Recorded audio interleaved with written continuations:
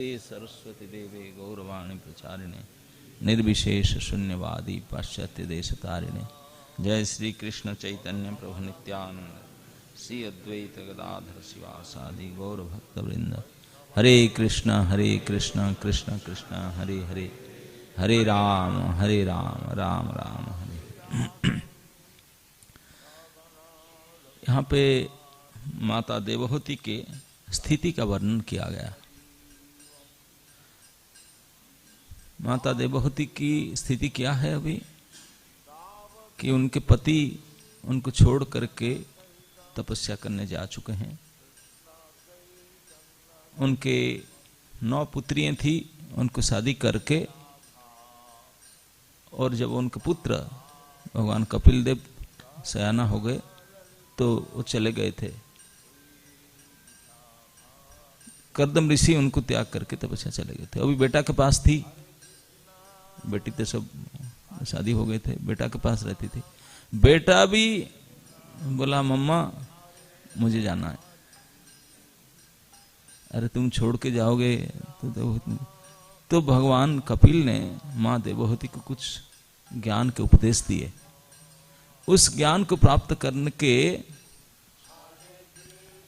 उनका ये सब स्थिति, उन्होंने समाधि स्तर में चली गई। उस ज्ञान को प्राप्त करके इसी के उपाय से साधना करने लगी।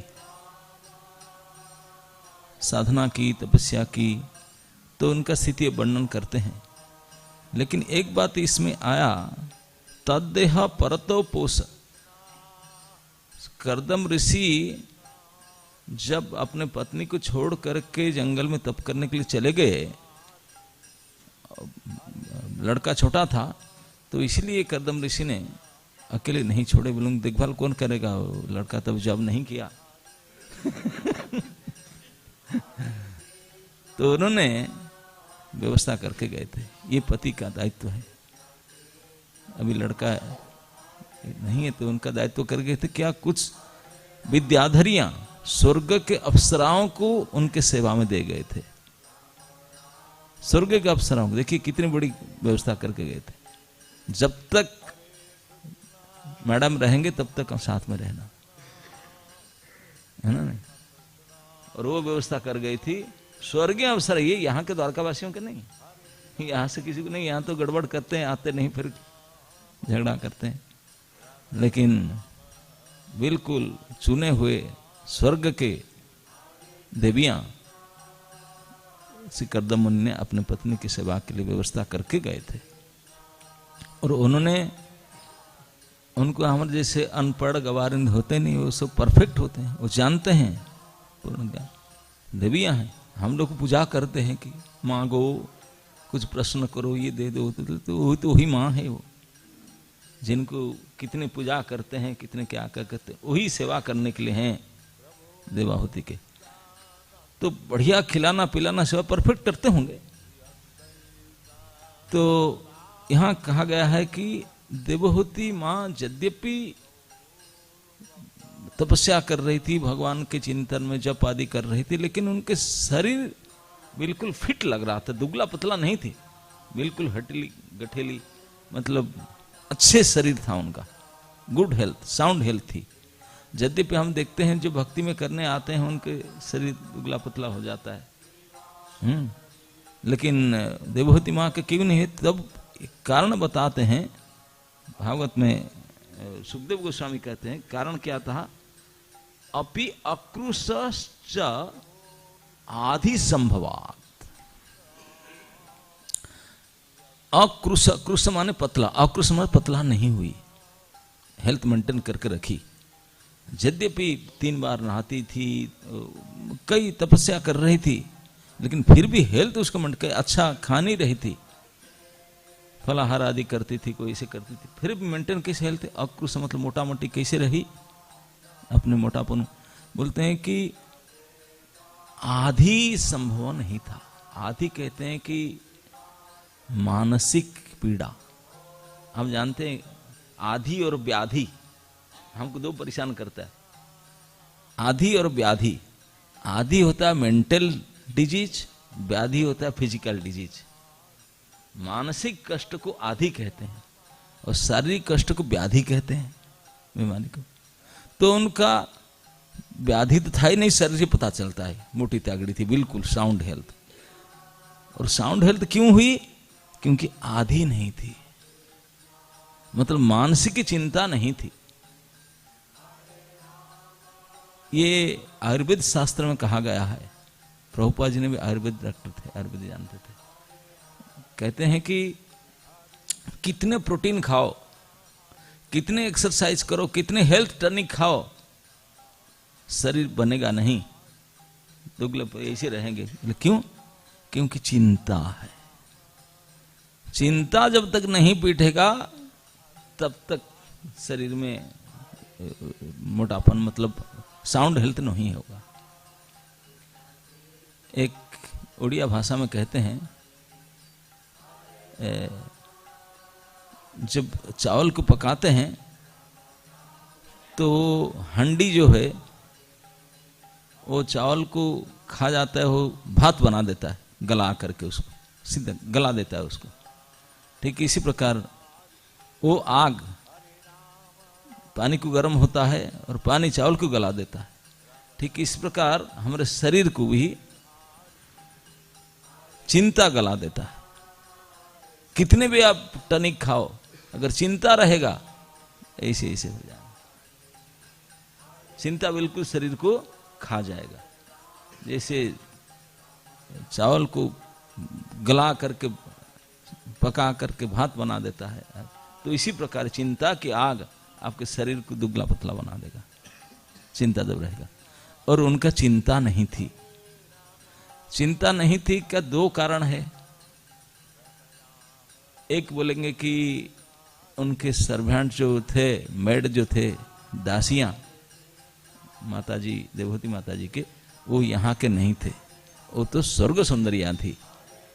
वो किस प्रकार सेवा करती होंगी मन जानकर परफेक्ट, इसलिए बिल्कुल फिट। बोले नहीं, कितनी भी बढ़िया सेवा करे फिर भी नहीं, क्योंकि सेवा करने पर भी उन्हें तपस्या कर रही थी। असलियत में क्या थी उनका, ये शरीर हेल्थ, साउंड हेल्थ मेंटेन करने का कारण बोलते हैं कि उनका चिंता नहीं थी। और चिंता किस लिए नहीं थी? क्योंकि प्रभुपाद जी ने सीधा कहते हैं, क्योंकि वह समाधि में दिव्य आनंद का अनुभव कर रही थी, भगवान के चरण में समर्पित हो गई थी। भगवान यही उपदेश दिए थे, भक्ति के उपदेश दिए थे भगवान कपिल ने। बोले मम्मा, अगर आप कुछ इस शरीर में कुछ सर्वोच्च सिद्धि प्राप्त करना चाहते हैं तो भक्ति के बिना, भक्ति के उपदेश दिए हैं बिल्कुल। तो इस भक्ति के उपदेश साक्षात भगवान से प्राप्त करके भगवान के प्रति पूर्ण शरणागत हो चुकी थी। जो भगवान के चरण में अपने आप को निवेदन कर देती है, बिल्कुल समर्पित हो जाती है, फिर उनको कोई दुख दुरे गला चिंता ना रहिला, फिर दुख नहीं, चिंता नहीं, कुछ नहीं रहेगा। चिंता नहीं रहेगा तो फिर तकलीफ क्या होगा? कोई टेंशन नहीं रहेगा। जैसे कोई छोटे बालक अपने माता पिता का साथ रहता है, डरेगा? अरे कुछ भी हो जाए, they are there to take care. इस प्रकार भगवान के चरण में निवेदन करके हम टोटली फियरलेस हो जाते हैं। ठाकुर जी है ना, वो देखेंगे, कोई चिंता की बात नहीं, कोई चिंता रहेगा नहीं, सब कुछ आमित तुम्हार तुमित अमार, इस प्रकार से पूर्ण भरोसा में कुछ नहीं होगा। प्रहलाद महाराज को मारने के लिए, कष्ट देने के लिए सम्राट हिरण्यकशिपु कौन सा उपाय बाकी नहीं रखा, लेकिन ये पूर्ण शरणागत थे, कुछ नहीं कर पाए, कुछ नहीं कर पाए। और खुद ही टेंशन में आ गया, बेड ऐसी में था हिरण्यकशिपु। हाँ, इतने यद्यपि खान पान में कुछ ही कमी नहीं था, उनका एज भी ज्यादा नहीं था, लेकिन बेड रिडन हो गया। उनको जब देखने के लिए आए उनके प्रिंसिपल डायरेक्टर उनका विश्वविद्यालय के संडामर का, ये क्या हो गया, कोई दवाई काम नहीं कर रहे। बोले काम कैसे करेगा, टेंशन में हुआ है, भारी चिंता। ना क्या चिंता, न लड़का ना मरता है ना डरता है। मैं पूरी ताकत लगा दिया मारने के लिए उसको, ना मरना है ना भाग। हमारे लिए तो कोई अनाउंस कर दे तुम्हारा पिटाई करूंगा, भाग जाएंगे उसी दिन। है कि नहीं? डर इतना है। लेकिन उनको डरेगा कि मैं अनाउंस किया तुझे मार दो, लगाया उनके पीछे सब कर ही रहा हूं, आके घर बैठता जाता ही नहीं। इतने प्रयास करने वापस आके बैठता, मुझे बोलते पापा प्रणाम।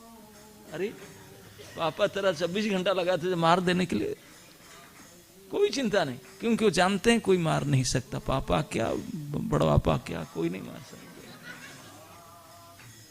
एक बार भगवान के चरण में समर्पित हो जाए, भगवान का हो जाए, नोबडी कैन डू एनीथिंग, फिर चिंता नहीं है।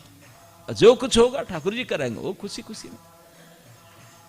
जो सुख दुख है प्रभु मुझे दिलाता है। अब पिताजी माताजी कभी कभी दूध भी पिलाते हैं, मक्खन खिलाते हैं, कोई चटा भी मारते हैं, लेकिन बच्चा जानता है कि वो ये मेरा भलाई के लिए, उसमें कुछ दुख नहीं है। तो इस प्रकार भगवान के चरण में समर्पित होकर के आत्मनिवेदन कर देने से जो परम सुख प्राप्त होता है, चिंता शून्य हो जाता है, कोई चिंता नहीं रहता, तो साउंड हेल्थ होता है। हम लोग का चिंता रहता है क्योंकि ठाकुर जी को भूल करके संसार में मन लगा है। क्या करूं, बेटा बात नहीं मानता है, बेटी का अभी शादी ठीक नहीं हो पाया, हमारा ये हो रहा है, टेंशन, काम ठीक से नहीं चल, चिंता संसार, ये सारे दुख दूरे गल, चिंता ना रहिल, चौदी के आनंद देखी, क्योंकि आत्मनिवेदन तू आपादे करी, है नु परम सुखी। अब भगवान के चरण में आपने को डाल दो, सारे वही देखेंगे, अपने आप सब ठीक ठाक हो जाए। हमारा क्या एक तकलीफ हो रहा है, नहीं तो वो है, अरे ये कुछ नहीं हो रहा है, वो नहीं तो वो है, एक ही आंसर ठाकुर जी के चरण में हो, वही देखेंगे, बस टेंशन ही नहीं रहेगा। तो आप बिल्कुल साउंड हेल्थ मेंटेन हो जाएगा ऑटोमेटिक। चिंता नहीं रहने से आयुर्वेद कहते हैं आपका शरीर बिल्कुल ताजा, बिल्कुल साउंड बना रहेगा। और चिंता रहेगा, कितने भी दवाई खाओ, कुछ को काम नहीं करेगा। चिंता रहता ही है। लेकिन चिंता और चिंतन इसे भी कहते हैं। चिंता और चिंतन में चिता और चिंता एक बिंदु मात्र अंतर है कि नहीं? चिता में एक बिंदु लगा दो, चिंता हो जाएगा। बोले दोनों जलाते हैं, चिता डेड बॉडी को जलाता है और चिंता लिविंग बॉडी को जलाता है। तो इसलिए दोनों खतरनाक है। बट यही चिंता को अगर चिंतन में परिणत कर दिए, जैसे देवहूति माता भगवत चिंतन में, प्रभु के चिंतन, प्रभु के सेवा में, तो बस फिर फ्री, फिर टेंशन फ्री। तो इस प्रकार भगवत चिंतन में लगाना, यही हमारे सारे गुरु वर्ग, आचार्य वर्ग हम सिखाते हैं कि वास्तविक सुख शांति तो तभी प्राप्त होगा जब हम अपने आप को भगवान का कर देंगे, बना देंगे। वो और कोई नहीं कर पाएगा, हमको करना पड़ा।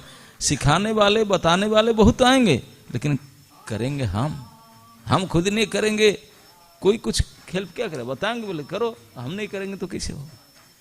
तो देवहूति माँ ने कर डाली भगवान के चरण पूर्ण। इसी को प्रभुपाद पहले शब्द सेंटेंस, क्योंकि वह समाधि के दिव्य आनंद का अनुभव कर रही थी, अतः भगवान का विचार सदैव मन में स्थिर था, वह दुबली नहीं हुई। भगवत विचार मनुष्य फिर दुबली पतली हो गई, बिल्कुल फिट। एक बात आता है पंचम स्कंद भागवत में, जब महाराज भरत को,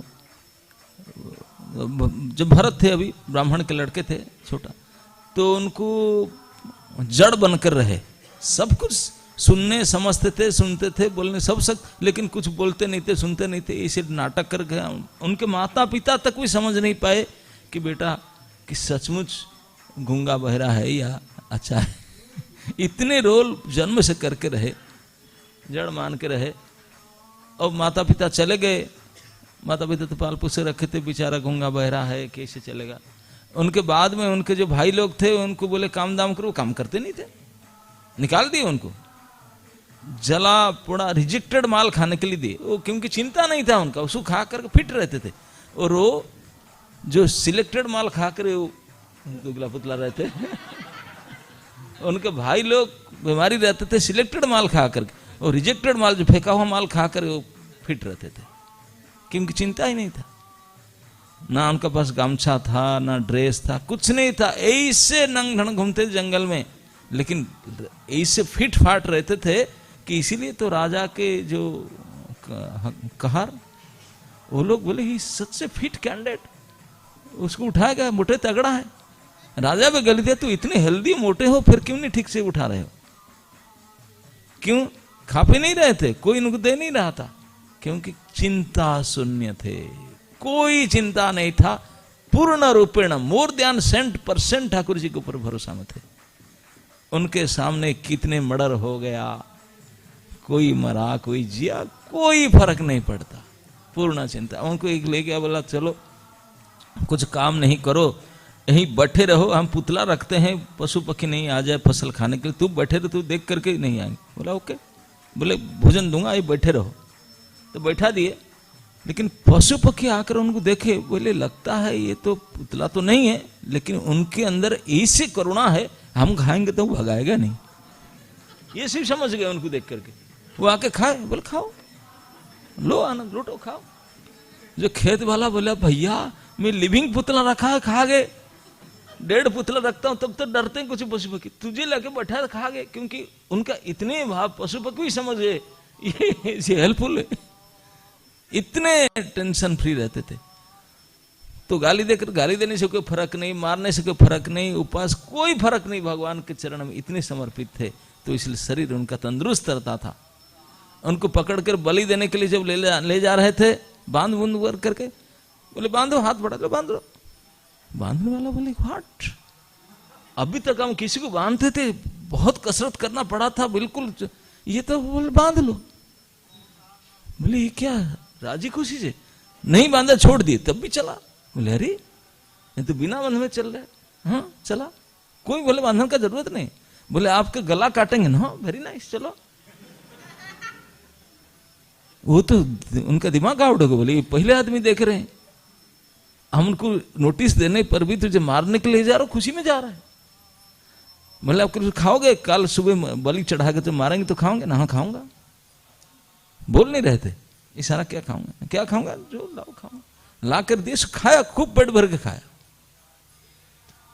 तो उसको सिंदूर लगाए, लाल माला पहनाए, हल्दी पानी में नहलाए, क्योंकि वो बलि चढ़ाएगा ना देवी माँ के पास में, काली के पास ले गए, काली मंदिर में। और जो घातक बलि ब्राह्मण आया, सबको बोला मारो, बाजा बजाओ, नहीं तो चिल्लाएगा। वो काहे को चिल्लाएगा, बोले यहाँ रखो, मैं गला कटूंगा। रखा, बोला हाँ रखता।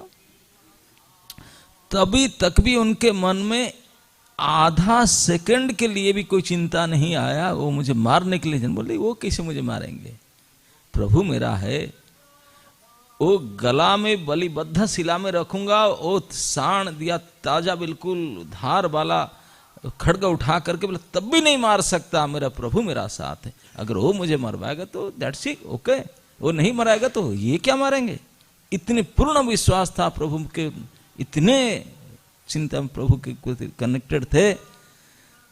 तो बाजा बजाए, सब काली माँ के प्रार्थना के साथ खड़गा उठा गया, माला पहना करके गलिबद्ध शिला में गला रखा था। काली माँ तो अपने मूर्ति में प्रकट हो गई। बोले यारे this nonsense what they are doing, ये मेरे मास्टर के आदमी है, मेरे बस का आदमी है। उसको माने प्रकट होकर के जल्दी आकर के जो ब्राह्मण जो बधिक था उसके हाथ से खड़ग लेकर के जितने उनका तो मारा, और जितने गांव वाले थे सभी का गला काटा।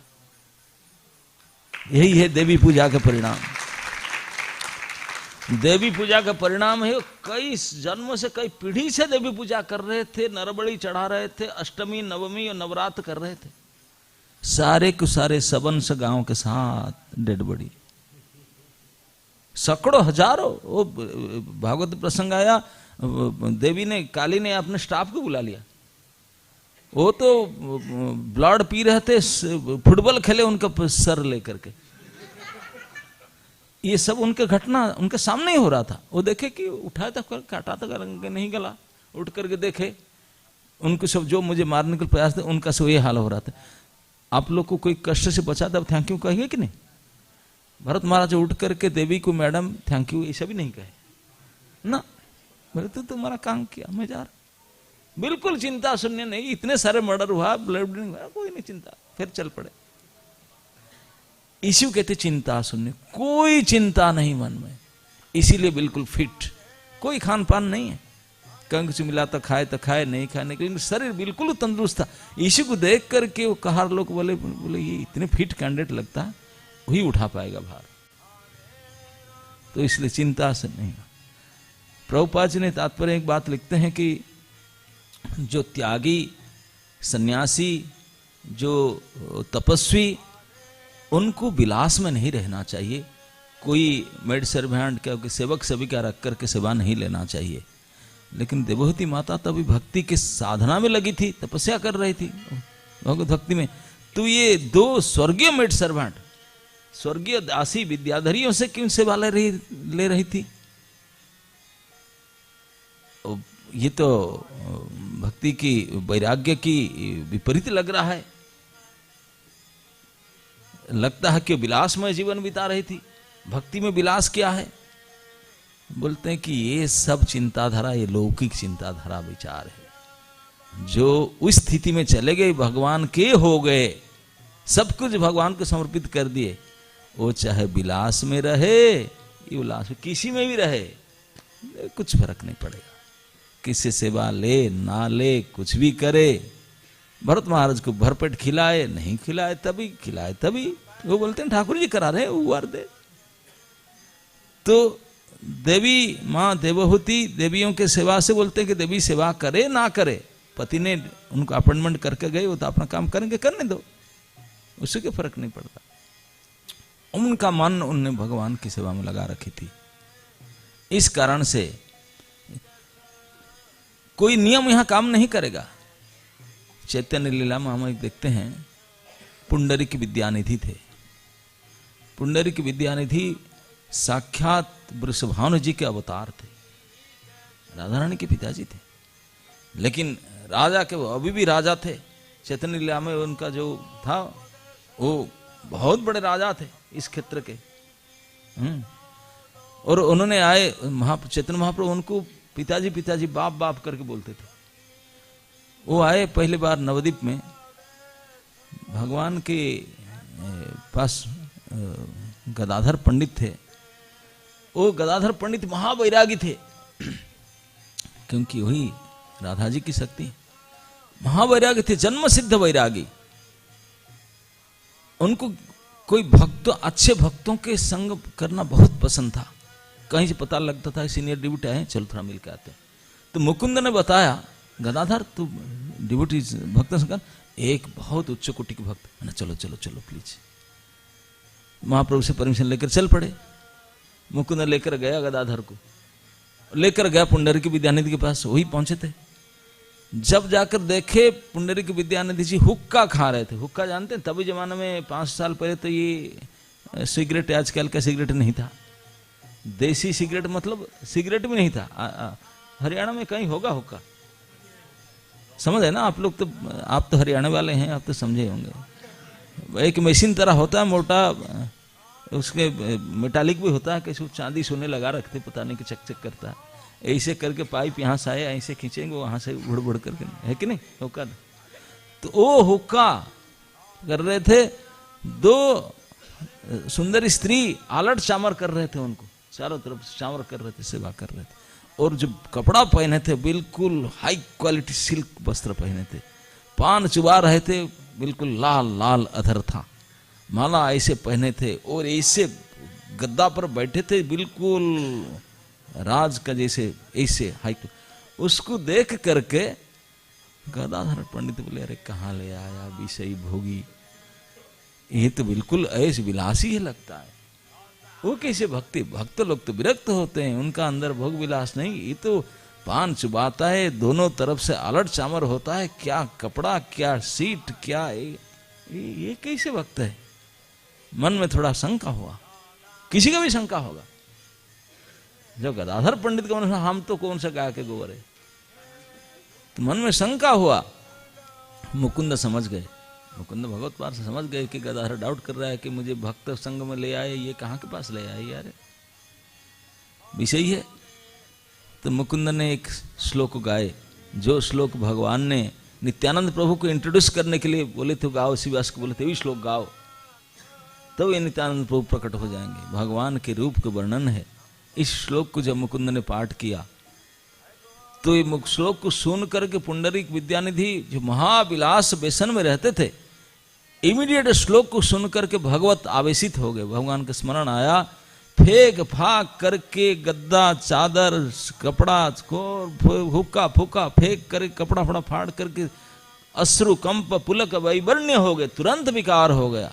इतनी भगवत स्मरण आ गया, क्योंकि लबालब भरा था भगवान अंदर, नख से सिक तक भगवत भावना से भरे हुए थे, लेकिन बाहर ही इतने ऐस में रहते थे, कोई पता नहीं चलता। वैष्णव क्रिया मुद्रा विज्ञ ना बुझाए, तो कोई समझ नहीं पा रहा था कि इतने भगवान के प्रति भाव भरा हुआ है, हमेशा भगवान के प्रति आसक्ति भरा हुआ, लेकिन बाहर से तो हुक्का खा रहे हैं, पान चबा रहे हैं, कैसे कैसे कपड़ा लता, सेवक सेविका, पता नहीं चलता। जैसे भगवान के स्मरण दिला दे, और रे बिल्कुल ऐसे हो गया। उसको देख करके अब और बोलो कृष्ण कृष्ण कहकर इस पर करने लगे। गदाधर बोला, माय गॉड,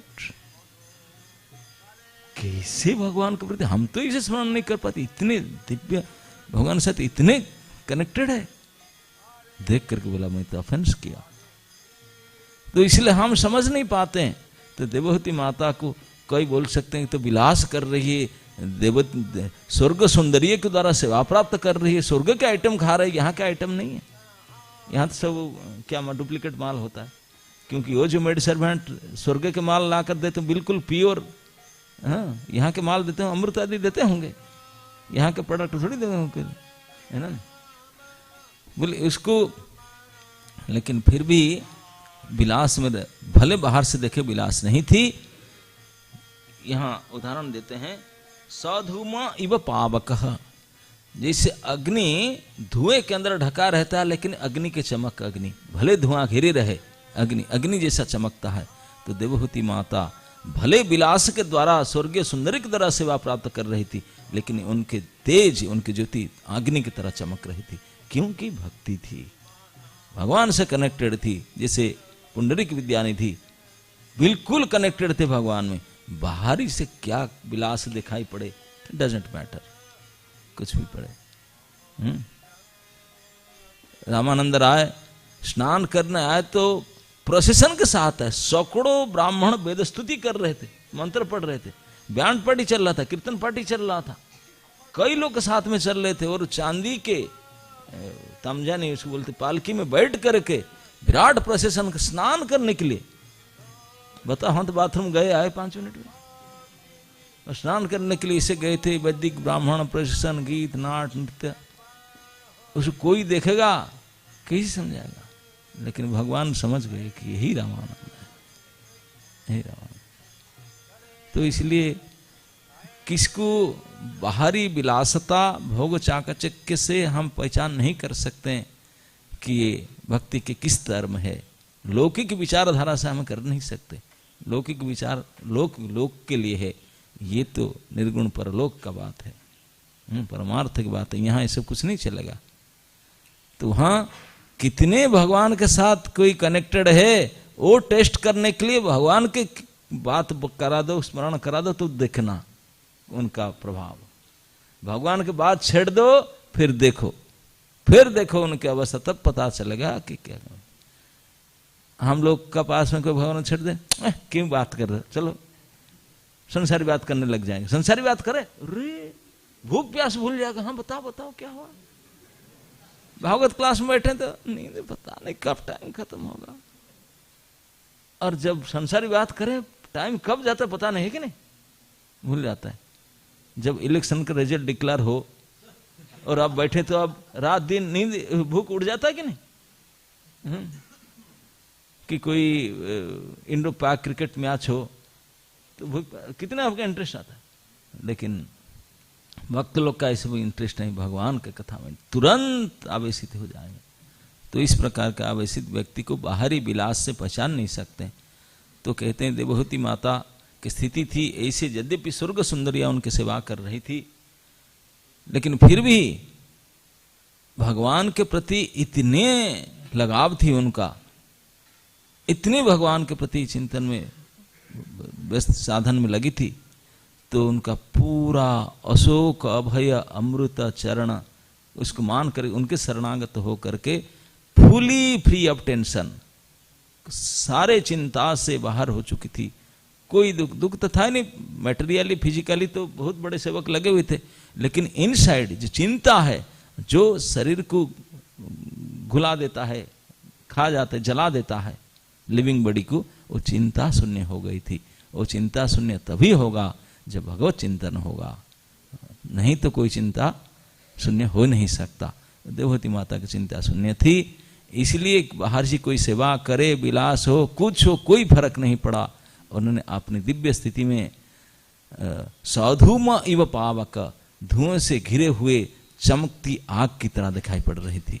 यद्यपि बाहर से धू धाकर मैंने केस संवार नहीं कर रही थी, मैला लगा हुआ था शरीर, मल धारण की तपस्या मतलब मल धारण, जैसे आप कोई मास करते ना, नाखून नहीं काटेंगे, बाल नहीं काटेंगे, साबुन नहीं लगाएंगे, मतलब मल धारण करना, इसी बोलते हैं तपस्या। तो मल धारण कर थी, लेकिन फिर भी तेज चमक रही थी। ये तेज चमकेगा भगवान के साधना में, भक्ति की साधना में। इसी कोई बात में कह रहे हैं कि एक दो महत्वपूर्ण शिक्षा कि अगर हम शरीर को सुस्त सबल बनाए रखना चाहते हैं तो you should be tension free. ये आयुर्वेद की शिक्षा है। आयुर्वेद भी कहता है अगर चिंता रहता है तो फिर तो ब्लड प्रेशर और शुगर हाई रहेगा है ना नहीं? और उससे मेडिसिन खा करके करते हैं, लेकिन मेडिसिन बढ़ते जाएगा, कुछ लिमिट नहीं। अगर इमीडिएट रिलीफ जाना चाहते हैं तो भगवान के चरण में पूर्ण शरणागति हो जाओ, तो फिर टेंशन फ्री, जो होगा सो होगा, है ना नहीं? ठाकुर जी हमारे हैं। इस प्रकार के स्थिति में आ जाए बिंदास, नहीं तो उदास, है कि नहीं? हरे कृष्ण।